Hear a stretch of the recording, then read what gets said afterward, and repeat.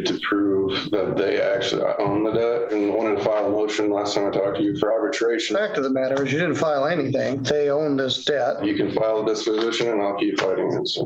All right.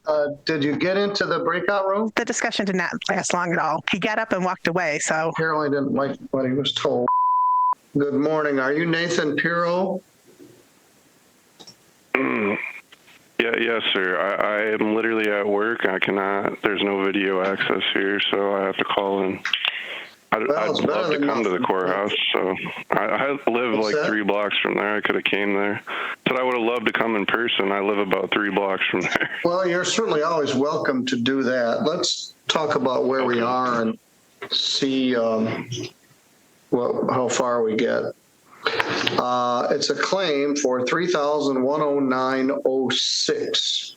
Once Mr. Pirro was served with that, he filed some documentation challenging the plaintiff's ability to pursue this case, wanted to establish that they were the current holders of this debt. Ms. Francis, what's the plaintiff's position? This was a Synchrony Bank card. It was opened in May of 2020. It did charge off in April of 2022 for the amount that we did currently sue for, the $3,109.06. Mr. Pirro, what's your response? Okay. Well, I did send a list of things that they would have to provide to. I know she just mentioned, those statements, but she didn't mention how, the chain of title or command where they actually purchased the debt.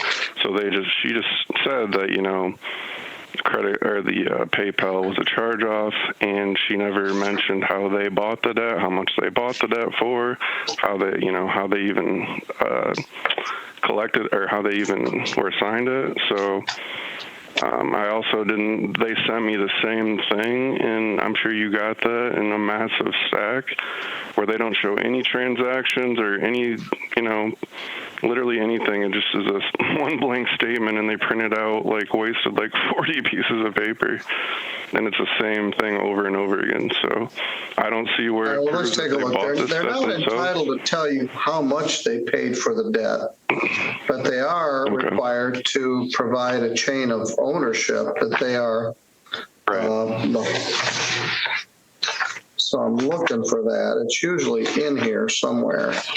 Is this the second pretrial, Judge, or the first? This is the first.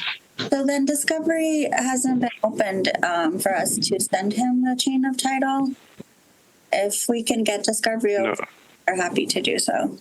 Am I allowed to speak? Just a moment. His original answer, which he filed right after he got sued, even maybe before, they had trouble serving him, but he wrote a letter. This is a formal dispute of the above referenced account you have reported to credit reporting agencies.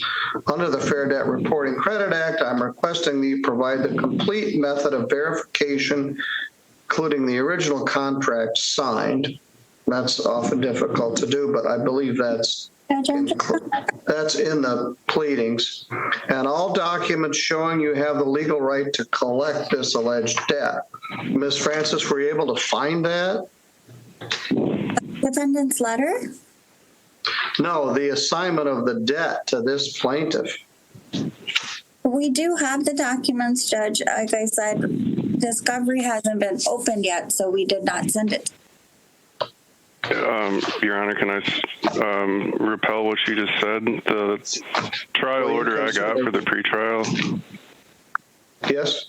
The trial order on literally number 7 says discovery is now cut off except for motions to compel under MCR 2.313. So what she's saying seems to contract that. Well, I asked for that 3 months ago. I'm going to allow it.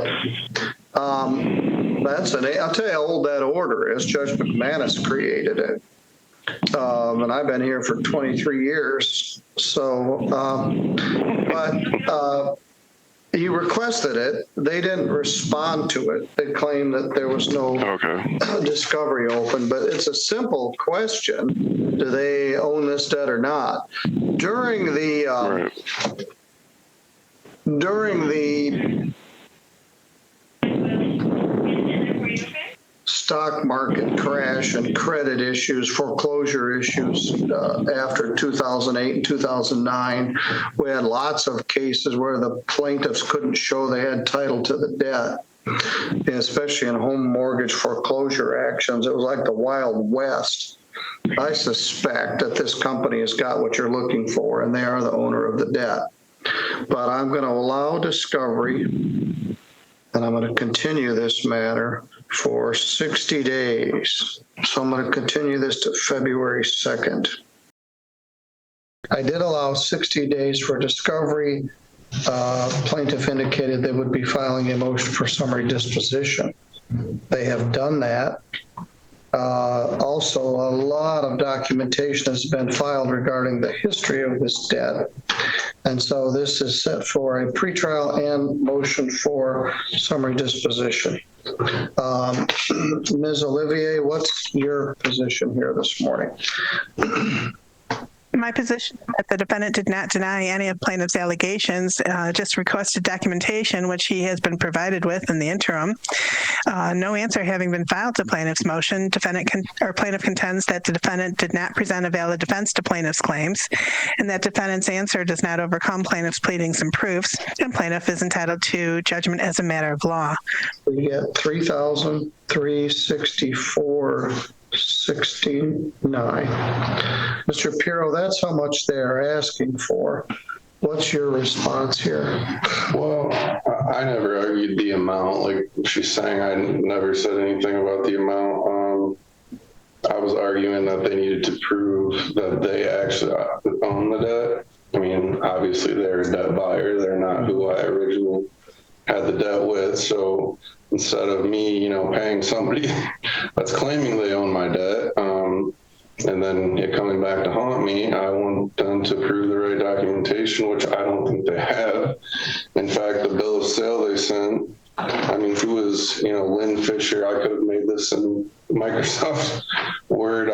Do you know who Lynn Fisher is? Or is this, all the things they sent, the credit card statements have 2 purchases on them. I mean, it's showing, it also says credit limit $2,500. So they want the, interest and extra charges and all that, which I was wanted to file a motion last time I talked to you for arbitration, which is also a clause in the credit card purchase agreement that they send these massive, I have an entire room full of these things that they've sent me. So, well, there's even more. Right. Well, the fact of the matter is you didn't file anything, and they own this debt, and I'm about to grant a judgment for summary disposition in the amount of $3,364.69.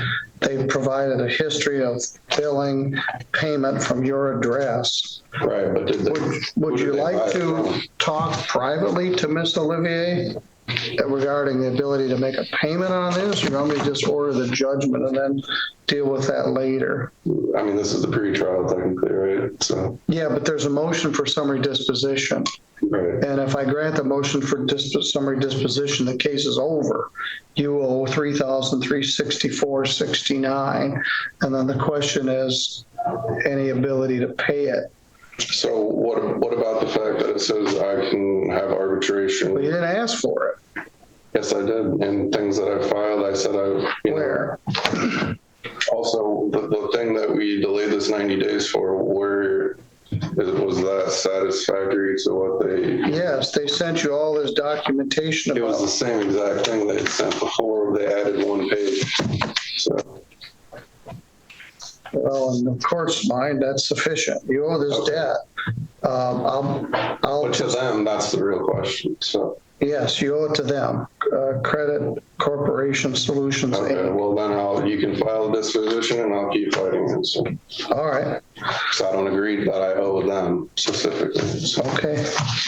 because they actually bought the debt from somebody else. I mean, Yeah, they do this all day long, and I'm sure you know that. So. I do. I don't have to like it. Right. But yes, there's some of the largest, in fact, the largest filer of cases in Michigan are these Right, type and they haven't reached out to me about wanting to settle, and Well, I could put you in a room right now where you could talk to her privately regarding that. Do you wish to do that? Well, I mean, I'm sure they'd rather I pay the whole thing, but. Well, Laura, could you open the conference room? I probably should have done it off the bat. Summary disposition is a concept that's not familiar to lay people. And you're doing the best you can. You look some stuff up over the internet and you file this answer and they filed this stuff. There isn't anybody else asking for this money, just them. You can't pay the same debt twice. You don't dispute the amount owed. They've sufficiently established that they own the debt. So I'm not going to make you pay it twice. Right, if somebody else comes after me. Right. They won't have any standing. Now, I can just do it, and they'll garnish your wages, and then you can file what's called a request for installment payments. But if we can reach that agreement, maybe we can do it right now. So I'll be here. Would you escort Mr. Pirro to the conference room, and I'll put him in a breakout with Ms. Olivier, and we'll continue to work on another case, and then we'll see where we are with this one. Thank you, sir. All right, I'll be right here. I have, did you get into the breakout room? The discussion did not last long at all. What's that? The discussion did not last long at all. He's not interested in working out some type of payment arrangement. All right, let me bring him back. He got up and walked away, so I assume he's coming back into the courtroom. The order is quite brief. Motion for summary disposition is granted. There's not a lot of space here.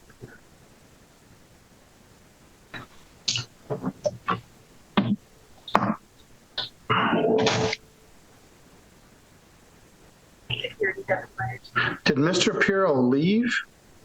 The guy that was in the conference room.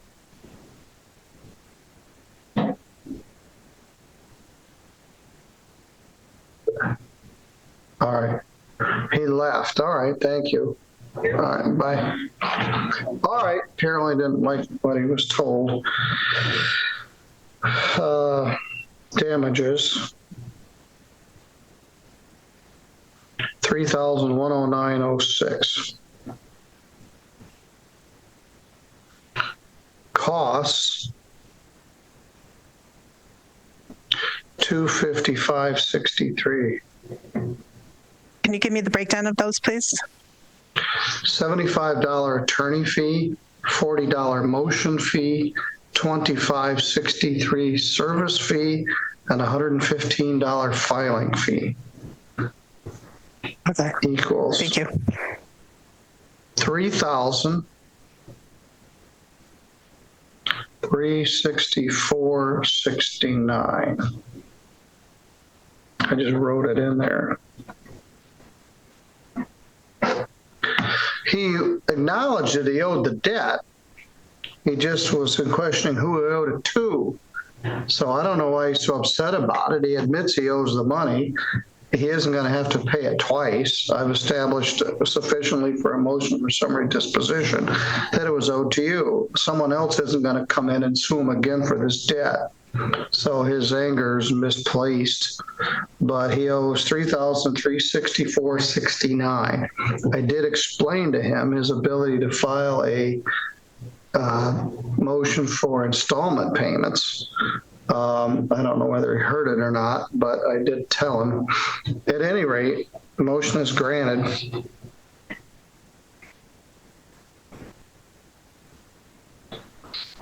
See order. Defendant left after brief breakout.